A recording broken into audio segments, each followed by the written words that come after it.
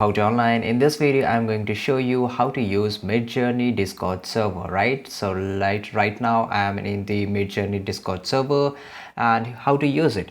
So on the message, where you type the message, here you have to type slash, then you have to type imagine. It doesn't matter whether it is in caps lock or small, and after that, doing that, just hit the enter and this prompt will come here, and here you have to write whatever you want. For example, I just want a cat universe, right? So let's say, and after that hit the enter. It will take us some time to create your cat in universe, and we have to just wait here, right?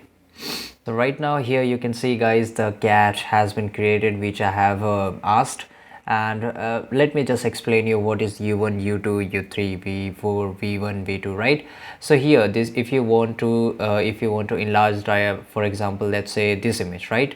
So then you have to click on the v3 and it will enlarge that image, right? So let's just check out, and here you can see that the job has been done, and if you want to cancel it, you can cancel it from here. So we will wait here right now just to create the image. So guys, here right now you can see that the image has been enlarged, and if you want to go for variation, just click on the variation, and if you want to upscale to the maximum limit, you can do it, and there are many more features here.